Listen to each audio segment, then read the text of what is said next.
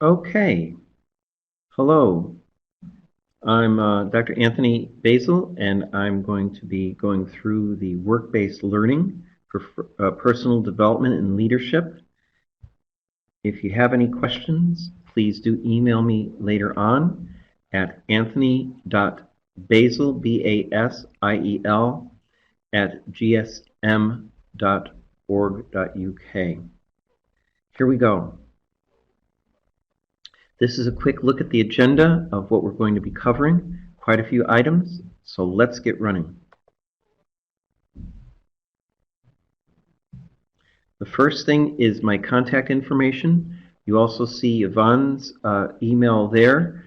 Please make sure that any emails use that subject header. We're requiring that everyone in the group has a study partner. If you were here for the live session, you've hooked up already. If not, please make sure you contact us so that we can arrange for you to have someone to work with. We have the Google Doc where you'll be able to record your progress, and we'll also have available some resources that you can contribute to so that we have an online research library.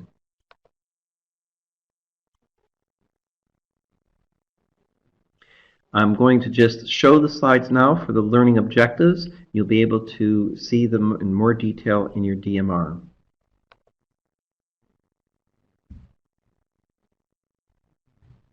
This is the second one.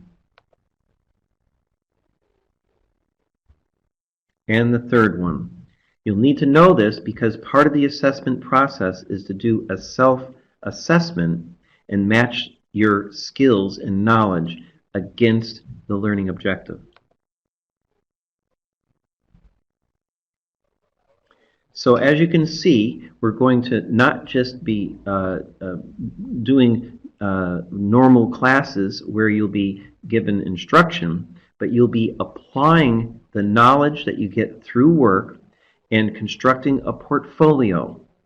The portfolio will be areas of learning, and they will be comprised of 3 areas that you are expert in, along with the 3 skills that you have associated with that learning. Then we're going to be asking you to do a self-assessment where you match your learning outcomes against those skills. This needs to be linked with evidence in the appendix as well as a sample of your learning journal.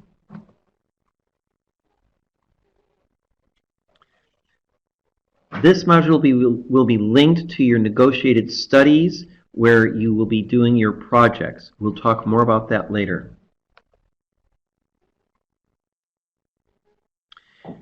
Yvonne will be doing some more work with leadership, but as you are putting together your portfolio, we want you to think about your role as a leader and how you're using those skills in your day-to-day work life.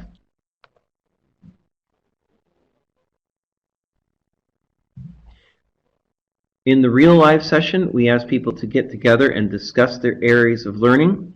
Hopefully, you'll be able to get a sample from your study partner and compare notes.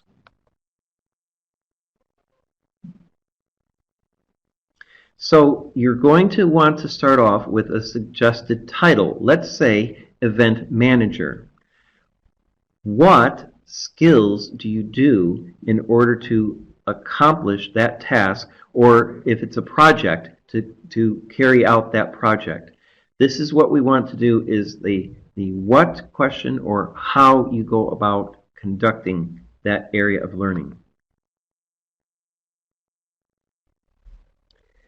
This would be a level 4 type of skill. So we're looking at the nuts and bolts of that expertise that you have. So here's an example which shows a technical type of analysis for a particular skill. It also incorporates some other areas as well.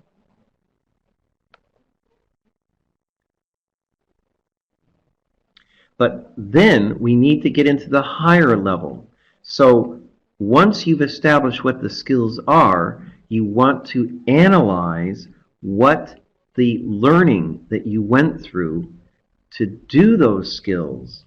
So this is that critical review which brings you up into the higher level.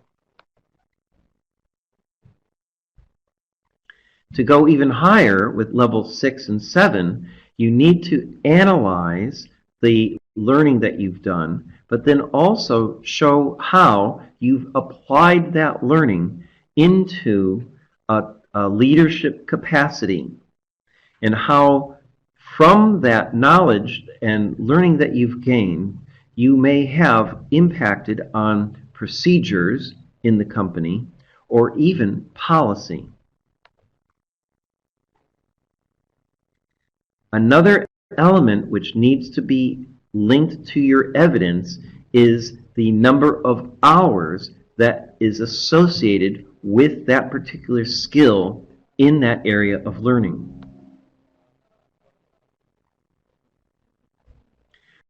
But be careful.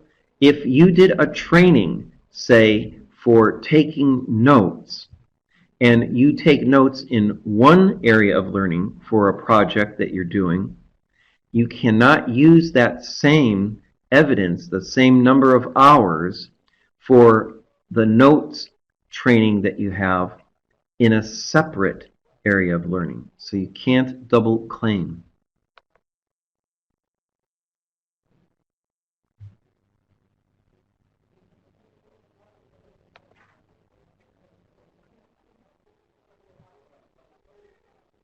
When we're talking about the evidence, it can be formal, such as the examples here, where you see certified learning. But it can also be informal opportunities to learn, meetings that you've had, research or reading that you've done. All of this can count towards your hours in the area of learning that you are trying to justify or provide evidence for. Here are some more examples of evidence that can be given. This is another example of the evidence.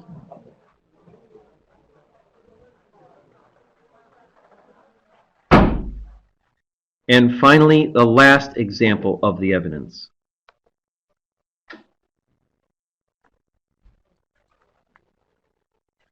So here you can see there's a wide range of materials that you can be putting in the appendix for the portfolio.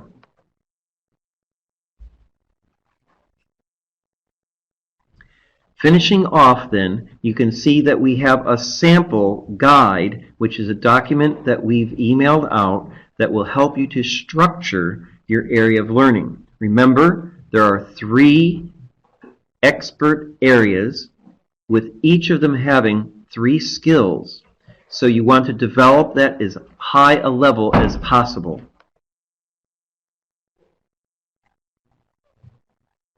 Right. There's another recording that has a summary of everything that we discussed in terms of the learning that people had during the event. So please have a look at that as well. Thanks very much. Bye now.